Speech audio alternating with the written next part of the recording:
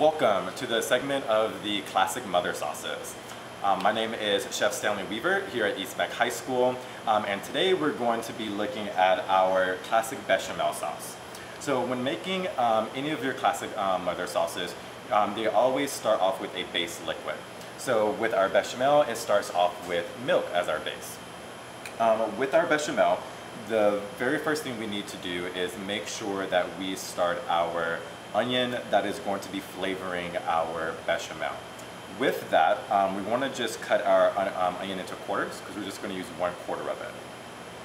So going straight through the root, we're going to cut our onion in half, and then again in half, and we're just going to use 1/4 of our onion, and we're going to peel it. And whenever you're working, it's always a great idea to have a trash bowl nearby, so that way you have somewhere to put all of your waste, and it keeps your area nice and clean. So we're just going to cut off a little bit of this root, and we have our 1/4 onion.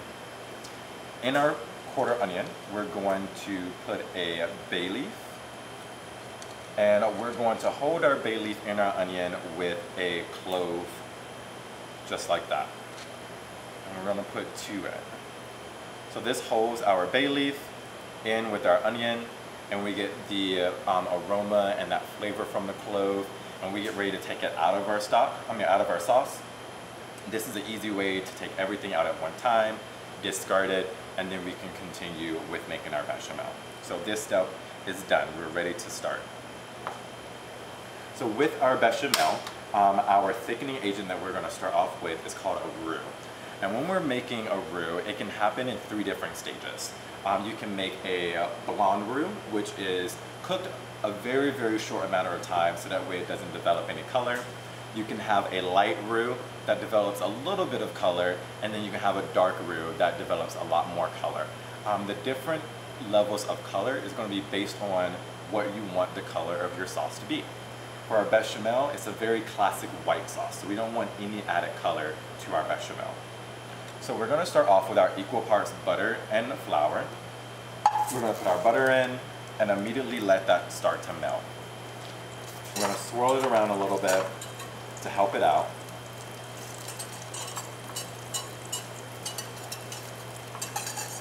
I'm just going to give that some time to melt. And then we can go straight in with our equal parts of flour.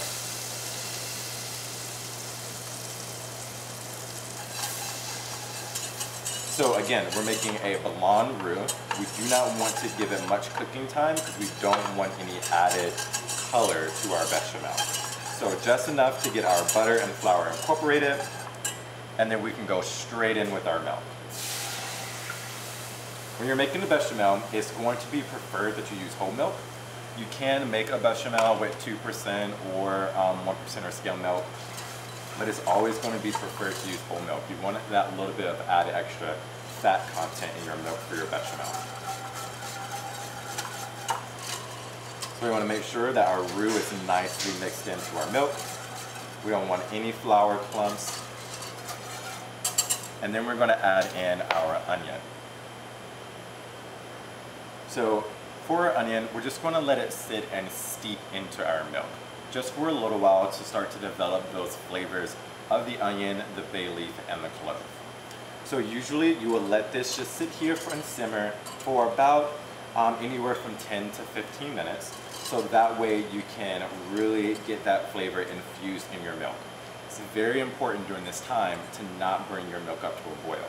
You do not want to scorch your milk, and you do not want it to start to thicken entirely too much before your onion has given the time to steep and develop that flavor.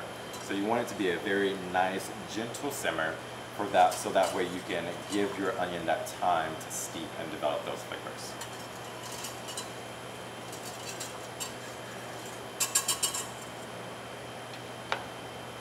Alrighty, after your 10 to 15 minutes of letting your onion steep, we're going to go ahead and turn up our heat just a little bit so we can bring it up to a boil. We're going to take our onion out, and we're just going to let our bechamel start to thicken. So it's going to thicken with the roux that we created, and another thickening technique called reduction. So reduction is letting the extra water evaporate out of your sauce with using that high heat, bringing it up to a boil, and it's going to help your sauce concentrate and thicken. So we're using two different types of thickening techniques here. We're using a roux, which is equal parts flour and butter. In this particular case with our bechamel, we're making a blonde roux. And then we're also using that natural way of thickening using a reduction.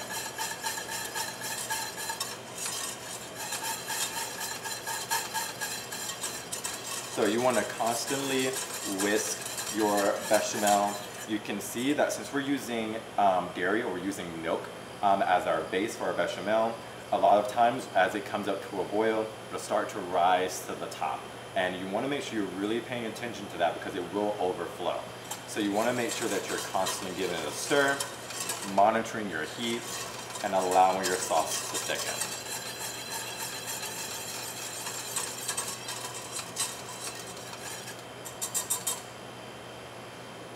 Now, there's a few more little characteristics that are very important to making a classic bechamel. And towards the end, before we strain our sauce, we want to make sure that we flavor it. So of course we're going to add a little bit of salt and pepper, a little bit of our general seasonings. And in our bechamel, since we want that nice white color, we're going to add white pepper. So that way we don't have to see those little specks of black pepper within our sauce.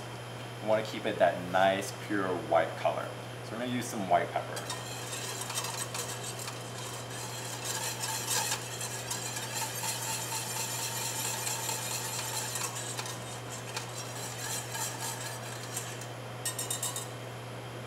Okay, and then the last thing that we're going to add is a little bit of nutmeg. So nutmeg is very, very similar to cloves. It is a spice. Nutmeg goes a very, very long way. We're only going to use a pinch, not even enough to be able to measure out. So even less than 1/8 of a teaspoon. Very small amount we're going to add in.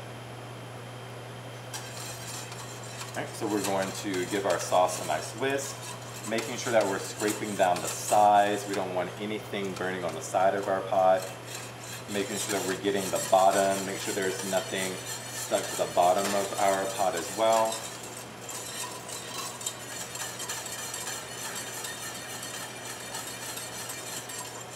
And you can see that our sauce is starting to get nice and thick. It is starting to use those two different types of reduction methods.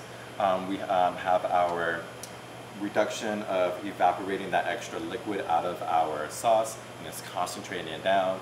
And we have our roux, our equal parts butter and flour to help, the flour is going to expand, it's going to soak up some of those particles of milk, and it's going to allow that consistency to thicken up.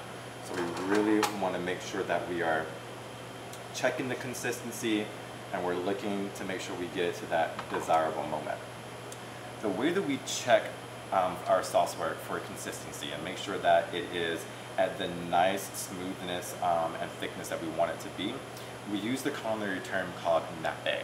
And nappe is taking your sauce and letting it coat the back of your spoon or your rubber spatula. And what you're going to do is you're going to take your finger and just draw a line in your spatula or spoon and see if that line stays intact. You probably can't see it because it's white on top of a white spatula, but there you can see that line is staying there on the spatula. That lets us know that our sauce is at a nice, good consistency. You can do this with any of the mother sauces. You can also do it with thickening soups or stews. It's a great way to check sauce consistency. So we want to make sure that we use that culinary term, nappe, and we're checking the consistency of our sauces. Now that our sauce is at a nice consistency, we've flavored it, we're going to go ahead and shut off our heat. And to make sure that we don't have any lumps or clumps inside of our sauce, nice and smooth, we're going to go ahead and strain it through a fine strainer. So we're going to take our sauce, and using our rubber spatula, we're just going to scrape all of our sauce out of our saucepan, right into our fine mesh strainer. And you will see in our strainer, we'll have a few flour particles that did not make it through. That's what we want to make sure that is not in our sauce. We want it nice and smooth. We don't want it to be chunky at all. So we're going to move this over to our pot. And now we have our nice smooth bechamel that's ready to be made into other derivative sauces. So the mother sauces are meant to have things added into them, which are then called derivatives. Bechamel is one of the most famous ones used for derivatives in other sauces. We can add a mixture of Parmesan cheese and garlic and some fresh basil and make an Alfredo sauce. Or we can add some sliced mushrooms and do a mushroom cream sauce. There's so many different possibilities with making a bechamel and how we can turn that into a derivative sauce and use into our dishes.